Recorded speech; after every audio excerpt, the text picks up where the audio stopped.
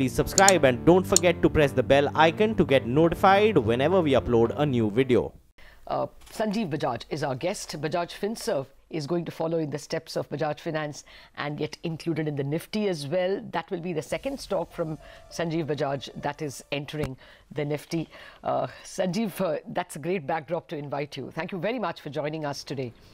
Well, let me start where we left off with the previous guest, the cost of money. Is that a bother, or do you think from your point of view you can pass it on, but it may create trouble in the NBFC sector? Morning, Lata. I think this is a developing issue that one has to really watch out for closely.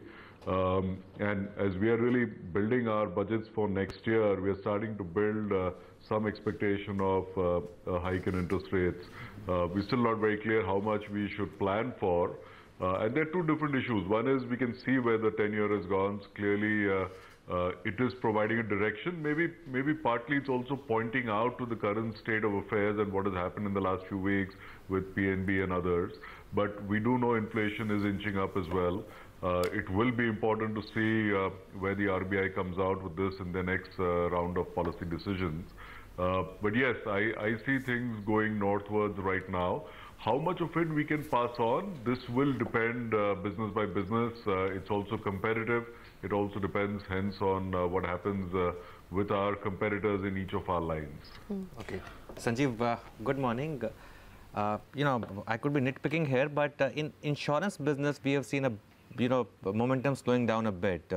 And a large part of earnings being driven by the Bajaj Finance business now. Is that a bit of a concern? Anuj, if we really break up earnings for Bajaj Finserv, Bajaj Finance continues to be on a strong growth. We have seen a record year for the Bajaj Allianz general insurance as well. So let's not forget that. The life insurance is where we have seen lower profits last few quarters compared to previous years. And if you remember of the life insurance business, the faster you grow on new business premium, the greater is the first year strain, which actually means that as the business starts growing for the first few years, you don't write much profit in that year because our accounting rules require us to take all the expenses up front. The profit only comes in later years. So in a funny way, if you are going to be building that business up, and as you know, you can see the last 18, but it will impact profits in the next couple of years before they hopefully start moving upwards. So when is that inflection year when your costs will be taken on board and you will start to reap the benefit of the strong first-year premiums that you are now building? Lata, typically depends a lot on the balance between ULIPs and traditional products, because allowances are different on both. What we are estimating is it will take us between 24 and 36 months to reach a balance and also reach an equal balance between new business and renewal. For example, if the market is such that we see tremendous opportunity for new business growth, then that number may get pushed out. Important to remember that the profit is there. It is just that it shows up in accounting later. Okay. Particularly on the general insurance business, it's been very strong. X of crop insurance, this time I think you saw a growth recently of 23 to 25%. Going ahead, because there's been a bit of relaxations as far as the regulations are concerned, reduction in claim time, etc. Do you think the general insurance business could pick up further?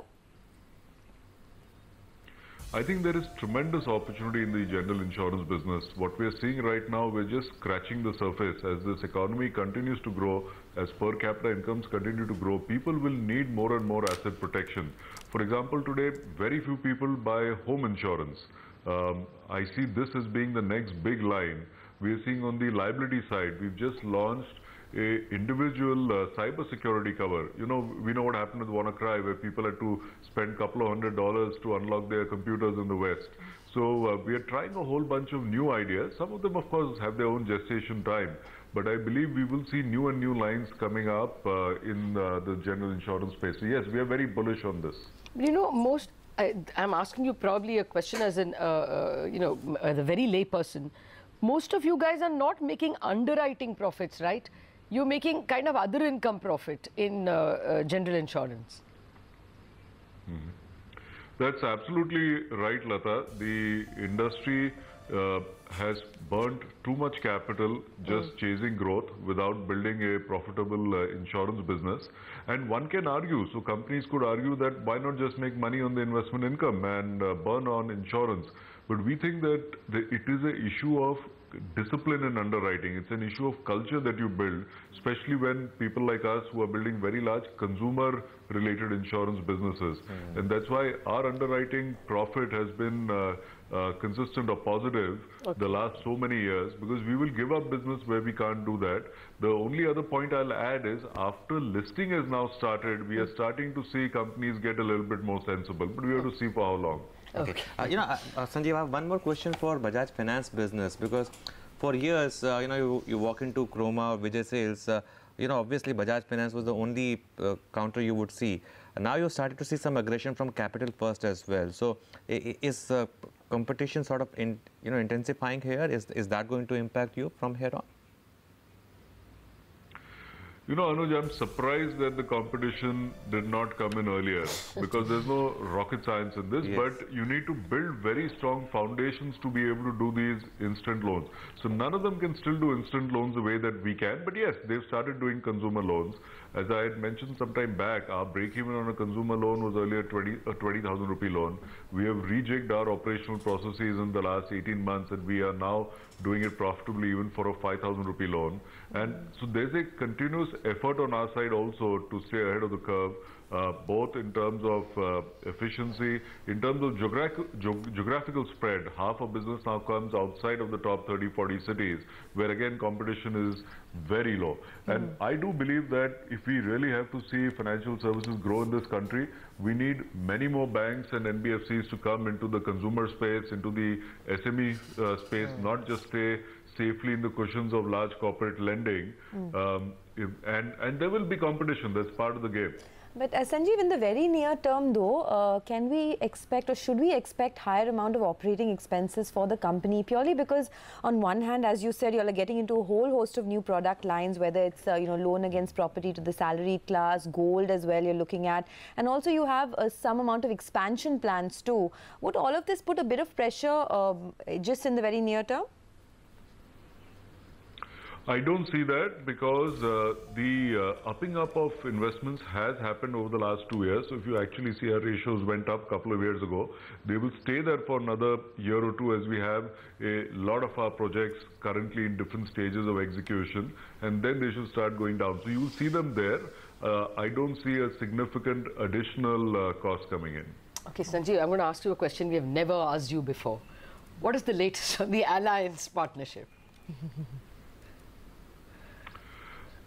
Since you never asked me, I never have an answer to give you there, Lata. But more seriously, Allianz stays on as a very committed partner. India is very important to them. This relationship and these two companies, from what we hear from them, are very important to them.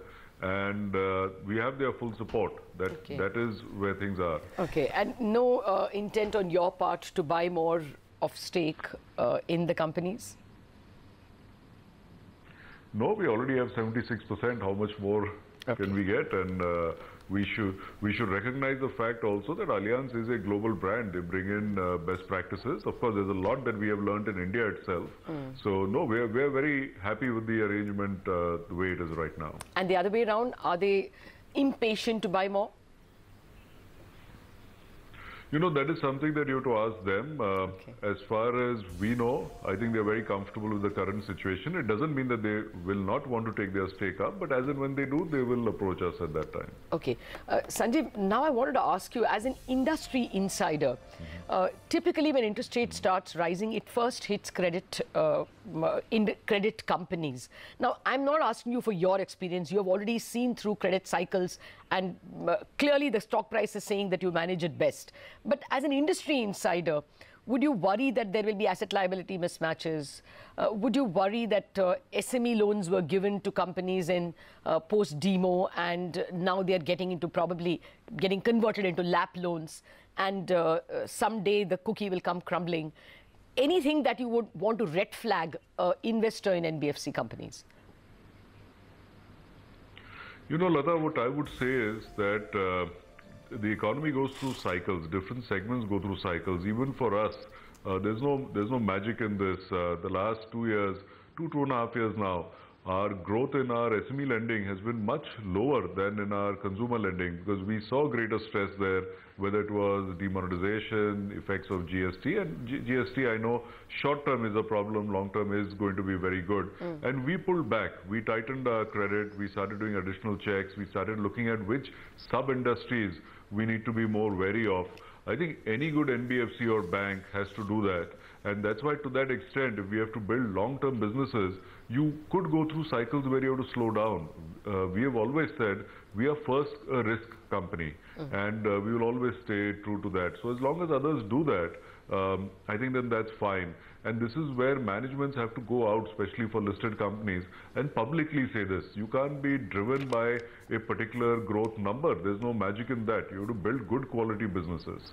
Okay. Well, Sanjiv, finally, this universal health insurance scheme that the government has proposed. Is there any role for companies like yours, for private, in this?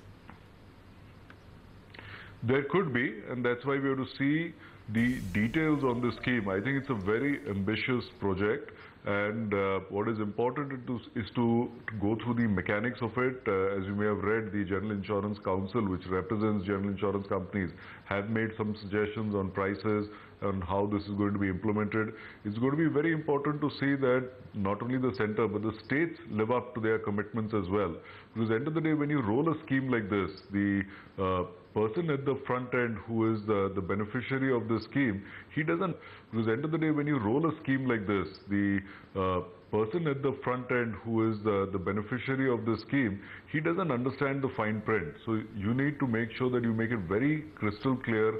What does he get covered for? What will he not get covered? And as long as there is no fraud, and there's a lot of this fraud that happens on identity, I must say, at the lower end, unfortunately.